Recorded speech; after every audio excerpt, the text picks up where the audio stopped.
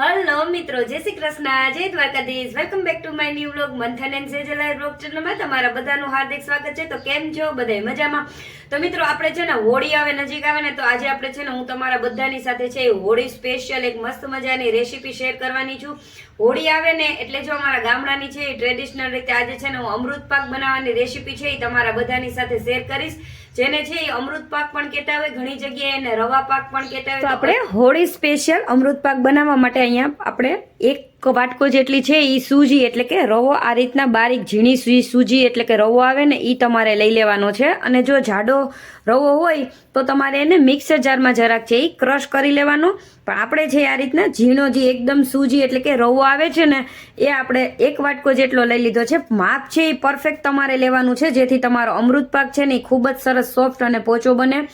અને અહીંયા મેં 3 મોટી ચમચી ચણાનો લોટ લઈ લીધો છે, 1 ચમચી મેં અહીંયા મેંદાનો લોટ લીધો છે, અને અહીંયા આપણે 1 કપ જેટલું છે એ ઘી લીધું છે. રવાથી છે એ અડધું ઘી આપણે માપમાં લેવાનું છે, તો આ અડધા વાટકા જેટલું ઘી છે એટલે 1 કપ છે.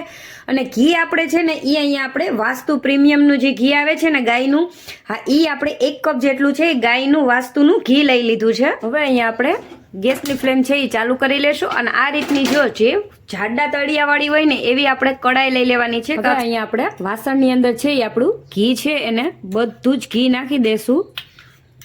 પણ અહીંયા આપણે 1 ચમચી જેટલું ઘી છે એને આપણે રાખી દેશું, બધું ઘી નહીં નાખીએ, આ આપણે પછી કામ આવશે. તો આપણે ઘીને છે એ ગરમ થવા દેશું. તો ઘી આપણું એકદમ સરસથી મેલ્ટ એટલે કે ગરમ છે એ થઈ ગયું છે અને એકદમ મેલ્ટ થઈ ગયું છે. ગેસની ફ્લેમ છે એ આપણે એકદમ સ્લો રાખવાની છે. અને આપણે આની અંદર આપણી બધી સૂજી એટલે કે રવો છે એને નાખી દેવાનો છે. અને આને આપણે એકદમ મીડિયમ આંચ ઉપર છે એ શેકશું. આપણે આ રવાને છે એ એકદમ મીડિયમ આંચ ઉપર શેકવાનો છે, ફૂલ ગેસ ઉપર નથી શેકવાનો. જો ફૂલ ગેસ ઉપર શેકશો ને તો રવો તો શેકાઈ જશે, પણ અમૃત પાક છે એની અંદર જે રવાનો જે એકદમ સરસનું સ્ટ્રક્ચર હોય એ સ્ટ્રક્ચર નહીં આવે અને એનો સ્વાદ પણ છે એ ખૂબ સારો નહીં આવે. અને જો તમે ફૂલ ગેસ ઉપર શેકશો ને તો રવો છે એ ખૂબ જલ્દી શેકાઈ જશે અને બળી પણ જાય એવું પણ બને. તો આપણે એકદમ આ રીતના છે એ મીડિયમ આંચ ઉપર જ એને આ રીતના હલાવતું રહેવાનું છે અને શેકતું રહેવાનું છે, જ્યાં સુધી એ આછો બદામી કલરનો ન થાય ને ત્યાં સુધી. આવી રીતના કરવાથી આપણો રવો છે ને એ બધો જ રવો છે એકદમ સરસથી છે એ અંદરથી પણ એકદમ સરસ શેકાઈ જાય. ઘણા લોકો છે એ અમૃત પાક બનાવતા હોય તો રવાને છે એ થોડોક વ્હાઈટ રાખતા હોય શેકવામાં, અને ઘણા લોકો છે એને એકદમ થોડોક કોફી જેવો છે એ બનાવતા હોય. પણ આપણે છે ને આ રીતના બદામી કલર જેવો છે એ શેકો છે. અને હવે જ્યારે આપણો રવો છે એ એકદમ સરસથી શેકાઈ જાય ને ત્યારે આપણા 1 ચમચી જેટલું રાખેલું ઘી છે ને એ આપણે એની અંદર નાખી દેવાનું છે અને મિક્સ કરી લેવાનું છે બધા રવાની અંદર. તો હવે આ જ સ્ટેજ ઉપર જ્યારે આપણો રવો શેકાઈ જાય ને ત્યારે આપણા ચણાનો લોટ છે 3 ચમચી લીધેલો છે એ નાખી દેવાનો છે. અને હવે આપણા બંને લોટને છે એ એકદમ સરસથી પહેલાં શેકી લેશું. ચણાના લોટને શેકાતા છે ને બહુ વાર નથી લાગતી, એટલા માટે આપણે પહેલાં રવાને છે એ ખૂબ જ સરસ રીતના શેકી લેવાનો છે. અને આપણે રવો શેકાઈ જાય ને ત્યાર પછી આપણે આની અંદર ચણાનો લોટ છે એને નાખવાનો છે. બંને લોટ છે ને આપણે એકદમ સરસથી છે એ શેકાઈ ગયા છે. તો અહીંયા આપણે છે ને 1 ચમચી જેટલો છે એ મેંદાનો લોટ લીધો છે. જો તમે મેંદાનો લોટ નાખવા ન ઈચ્છતા હોય ને તો એની જગ્યાએ અત્યારે તમે માવાનો ઉપયોગ છે એ કરી શકો છો. આ નાખવાથી છે ને આપણો એકદમ સરસથી અમૃત પાક છે એનું બાઇન્ડિંગ અને એનું સ્ટ્રક્ચર છે એ ખૂબ જ સરસથી આવશે. લોટ એકદમ સરસથી શેકાઈ જાય ને ત્યારે અહીંયા આપણે 1 ચમચી જેટલી છે એ મલાઈ લઈ લીધી છે. મલાઈની જગ્યાએ તમે છે એ 2 મોટી ચમચી જેટલું છે એ દૂધ લઈ શકો છો. મિલ્ક પાવડરનો ઉપયોગ પણ છે એ કરી શકો છો. તો આપણે એકદમ સરસ રીતના આપણો લોટ છે એ શેકાવા આવે ને એટલે આપણે આમાં મલાઈ નાખવા છે. મલાઈ નાખવાથી છે ને આપણો અમૃત પાક એકદમ સરસ સોફ્ટ અને એકદમ સરસથી છે એ પોચો બનશે. અમે 1 ચમચી જેટલું છે એ ટોપરાનું ખમણ એટલે કે આ ઓપ્શનલ છે, જો તમે નાખવા ઈચ્છો તો તમે નાખી શકો છો અથવા તમે સ્કીપ પણ કરી શકો છો. પણ ટોપરું નાખવાથી એકદમ સરસથી છે એમાં ખાવામાં મજા આવે છે. હવે અહીંયા આપણે અમૃત પાકનો આપણો લોટ છે ને એકદમ સરસથી છે એ શેકાઈ ગયો છે. તો આપણે ગેસની ફ્લેમ છે એને બંધ કરી લેશું અને આપણા લોટને છે એ નીચે ઉતારી લેશું.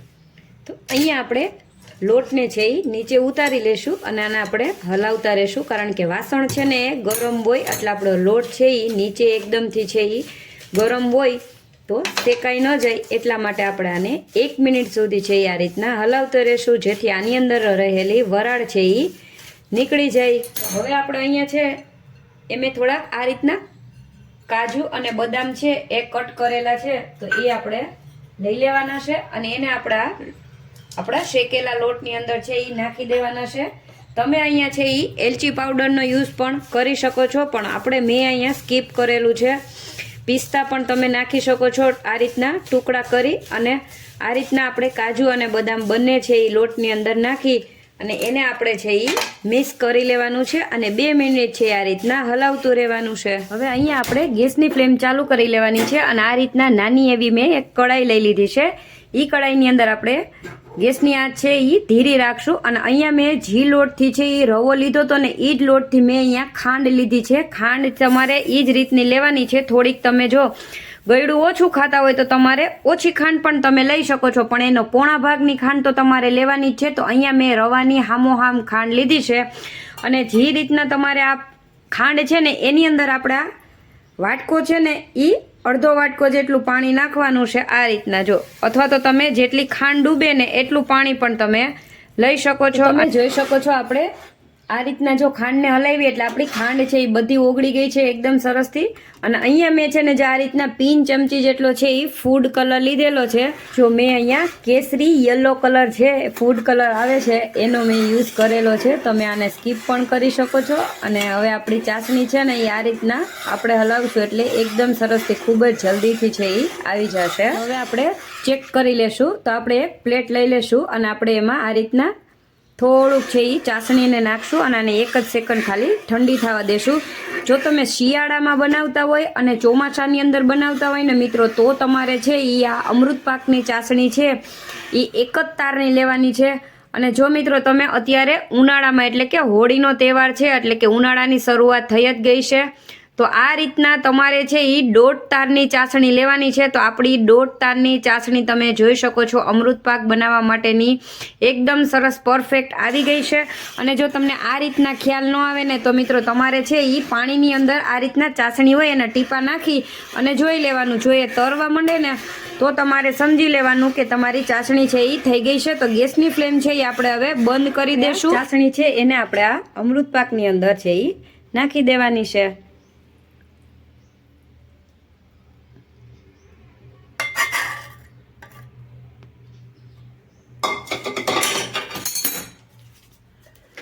તો મિત્રો આપણે ચાસણીમાંથી વરાળ છે એને નીકળવા દીધી છે અને આપણે છે ને અહીંયા અમૃત પાકને પાછો ગેસ ઉપર રાખવાની કોઈ જરૂર નથી. ઘણીવાર છે એ ઘણા લોકો આની અંદર ચાસણી નાખી અને એને ગેસ ઉપર રાખતા હોય, તો ગેસ ઉપર રાખવાની કોઈ જરૂર નથી. તમે છે એ ચાસણી કરી અને આપણા શેકેલા લોટની અંદર છે એને નાખશો ને એટલે એ તરત જ છે ને જો વાસણ છે એ છોડવા માંડશે.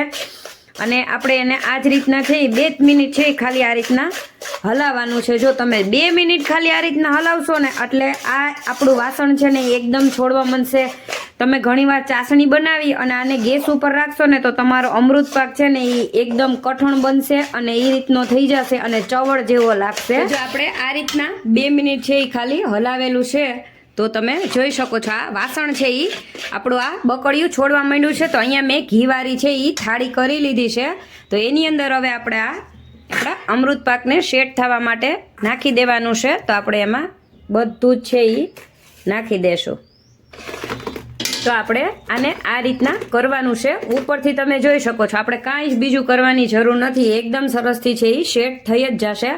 તો હવે અહીંયા મેં થોડા કાજુ અને બદામ છે એના ટુકડા લઈ લીધા છે, એને આપણે ઉપરથી આ રીતના વેરી દેવાના છે. તમે છે એ પિસ્તા કે કોઈ પણ ડ્રાયફ્રૂટ છે તમને મનગમતું એને તમે યુઝ કરી શકો છો.